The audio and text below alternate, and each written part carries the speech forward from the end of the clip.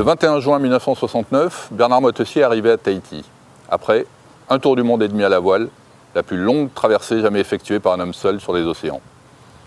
Le 21 juin 2019, les navigateurs qui sont repartis sur ces traces arriveront ici, au Bono. Ça a une valeur dans la mesure où ça correspondait au 50e anniversaire de la longue route de Moitessier.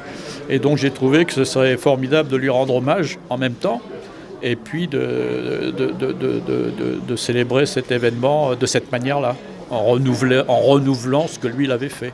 Et que si on veut faire un tour du monde, c'est pour prendre du plaisir d'abord.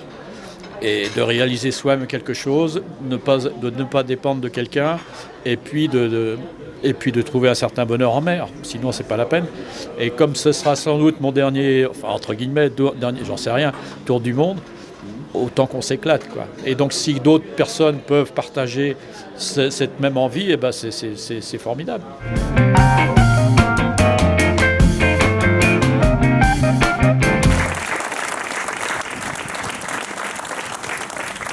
J'ai compris que d'une certaine manière, grâce à ce livre, je l'ai lu très jeune, comme sûrement beaucoup d'entre nous, même si on n'a pas les mêmes âges, et qu'en fait l'amour de la mer c'est un petit peu comme une vocation. Quelqu'un qui est appelé par Dieu, par exemple, se fait prêtre et il offre sa vie à Dieu.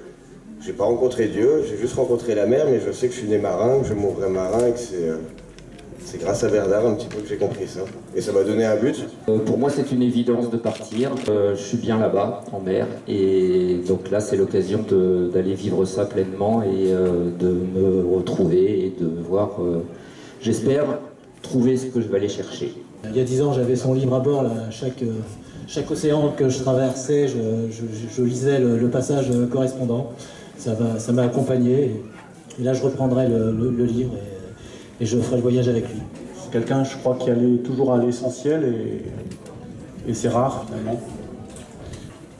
Mais c'est quelqu'un qui savait partir, qui est parti plusieurs fois dans sa vie parce que c'était son chemin comme ça, qui a eu le courage de partir.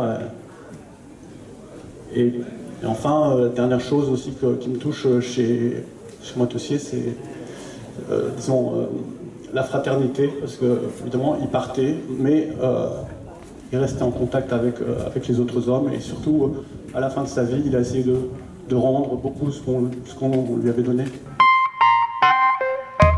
Le Bono est un port de pêche et d'ostréiculture depuis toujours.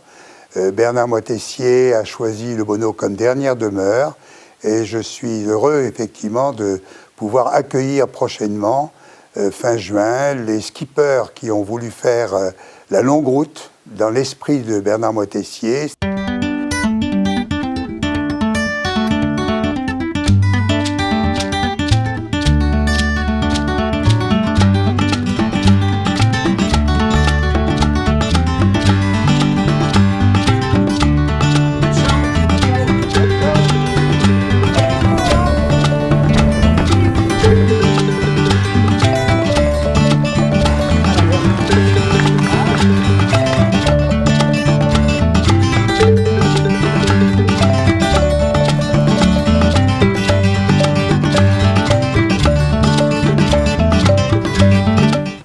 Ans après la mise en terre de Bernard Moitessier au Bono, nous allons fêter Tamata, celui qui expérimente des voies nouvelles, qui essaye.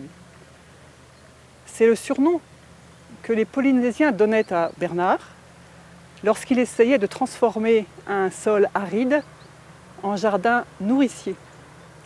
Et nous allons fêter aussi l'auteur de Tamata et l'Alliance, son dernier livre, dans lequel il nous incite à transformer notre relation à la nature.